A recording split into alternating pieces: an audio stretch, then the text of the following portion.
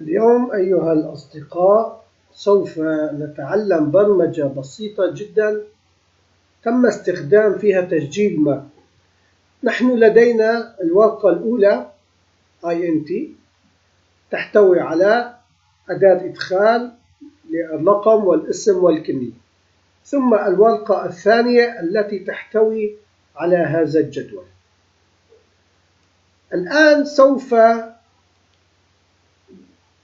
نغير ونطلب أن رقم 5 يجب أن يكون فيه البيانات متوافقة مع ما تم تسجيله. لنرى رقم 5 هي جورج 5 وأي 5.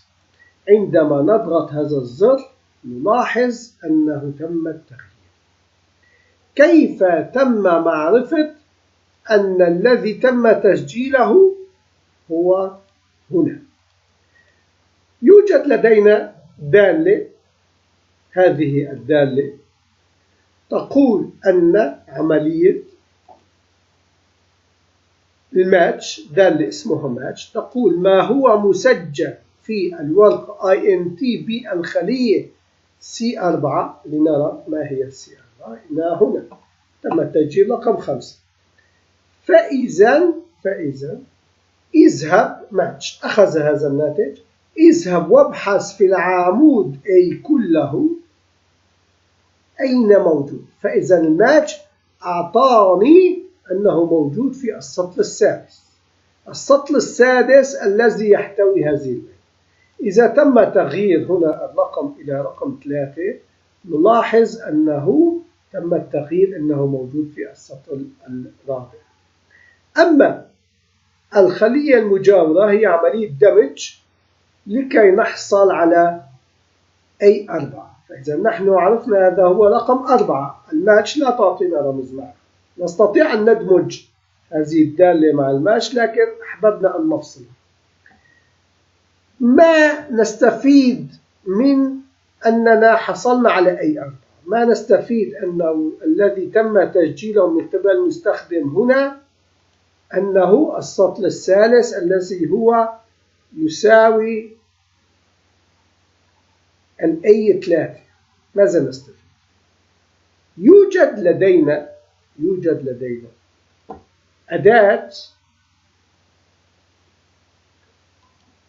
موجودة هنا. هذه الأداة تسمى GoTo.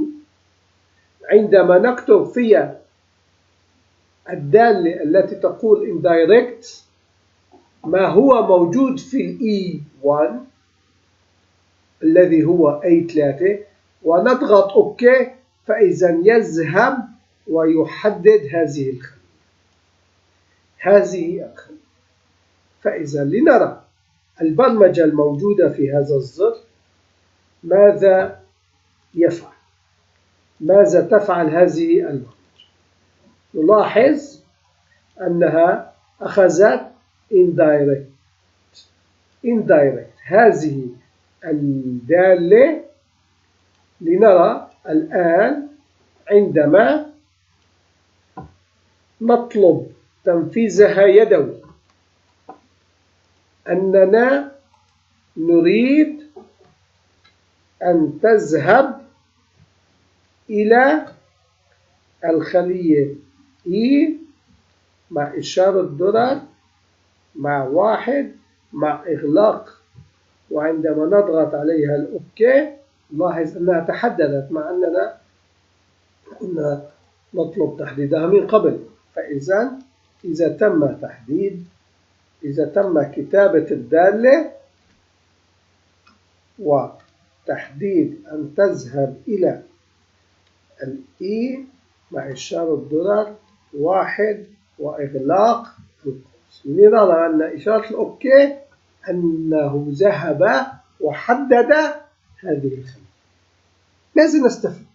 إننا هنا انتهى عملنا عندما نضع ما هو موجود هنا من رقم، وهذه الدالة مع هذه العلاقة استنتج أن الذي سجل موجود في السطر A3، وعملية البحث أوجدت لي أو حددت لي السطر، حددت لي الخلية عندما وضعنا الدالة direct وضغطنا الأوكي. فإذا يذهب هو الدالة التي تذهب وتأخذ البيانات موجودة هنا وتلصقها بجوار ما تم تحديده، ثم تذهب وتأخذ بيانات موجودة هنا كنسخ وتلصقها بالجوار الثاني من الأداة التي تم تحديدها. فإذا البرمجة بسيطة، هي تعالج أنني أذهب إلى الشيت 1، تذهب إلى الشيت 1 وتطلب تفعيل application go to وتضع أنها direct I1 التي هي برمجيا موقعها هو R1C5 أي السطر الأول والعمود الخامس. بهذه الحالة عندما نطلب الجو تو تم التحديد، فنذهب إلى الورقة INT ونحدد ونطلب كوبي للسي 6. ما هي السي 6؟ نلاحظ السي 6 هي الاسم. فإذا بذلك حصلنا على الاسم، ونذهب ونعود إلى الشيت 1 ونقول للشيت 1 مكان ما نحن موجودين انتقل خطوة إلى اليسار، وما هو محدد أعطيه لصق قيم، وثم انتقل خطوة أيضا إلى اليسار. إننا جهزنا مكان الأداة الخلية الثانية، وبذلك نعود ونكرر أننا نذهب إلى INT ونحدد الآن سي 8. ما هي السي 8؟ إنها هذه الخلية، ونطلب نسخها ونعود إلى الشيت 1 ونطلب نسخ قيم لما هو موجود، وبذلك يتم التعديل البياني. استفدنا من الدالة التي تقول لنا مكان تواجد التوافق.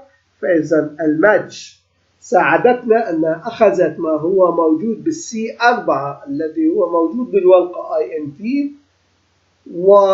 ووافقته مع العمود AA، فاستنتج لنا أنه موجود في السطر الثالث. وهذه العلاقة البسيطة قامت بدمج حرف A مع الرقم الذي استنتج وحصلنا على A3. أما البرمجة التي هي مفيدة جدا وهي عملية الجو تو، عندما وضعنا يساوي indirect ووضعنا عنوان الخلية مع إشارة دولار، لا يأخذ الإي بل يأخذ ما هو موجود ب1 ويذهب إلى تحديدها. وعندما يتم التحديد يبقى لدينا أننا ننتقل بين الورقة الأولى والورقة الثانية ونطلب في البرمجة أنه يأخذ الوضع النسبي لكي